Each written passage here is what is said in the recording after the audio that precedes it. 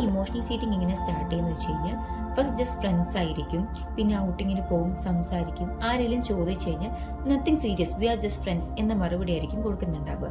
But actually ഇവിടെയാണ് emotional connection മാറി അത് അറ്റാച്ച്മെന്റ് ആയി വളരുന്നത്. ഒരു ഹെൽത്തി റിലേഷൻഷിപ്പ് എന്ന് പറയുന്നതിൽ ട്രാൻസ്പെറൻസി ആയിരിക്കും ഉണ്ടാവുക. ആ രണ്ട് വ്യക്തികൾ തമ്മിൽ പ്രത്യേകിച്ചൊന്നും ഹൈഡ് ചെയ്യേണ്ട ആവശ്യം വരത്തില്ല. സീക്രട്സ് കുറവായിരിക്കും. നിങ്ങളുടെ ഇമോഷണൽ നീഡ്സ് എല്ലാം നിങ്ങളുടെ പാർട്ട്ണറുമായിട്ടായിരിക്കും കൂടുതലും ഷെയർ ചെയ്യുക.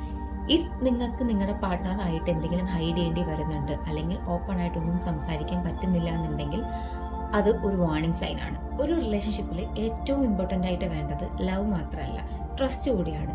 ഫിസിക്കൽ ചീറ്റിംഗ് ആണെങ്കിലും ഇമോഷണൽ ചീറ്റിംഗ് ആണെങ്കിലും അത് നിങ്ങളുടെ റിലേഷൻഷിപ്പിന്റെ ട്രസ്റ്റിനെയാണ് ബ്രേക്ക് ചെയ്യുന്നത്. അതുകൊണ്ട് ബൗണ്ടറീസ് എപ്പോഴും ക്ലിയർ ആക്കി വെക്കുക. ഓപ്പൺ കമ്മ്യൂണിക്കേഷൻസ് മെയിൻറ്റെയിൻ ചെയ്യുക. റിലേഷൻഷിപ്പിലും നിങ്ങളുടെ പാർട്ട്ണറിനോടും ഒരു റെസ്പെക്ട് കീപ്പ് ചെയ്യണം. ബിക്കോസ് ഒരു റിലേഷൻഷിപ്പ് തകരാൻ വലിയൊരു റീസൺ ഒന്നും വേണ്ട, ചെറിയൊരു സീക്രട്സ് മതി.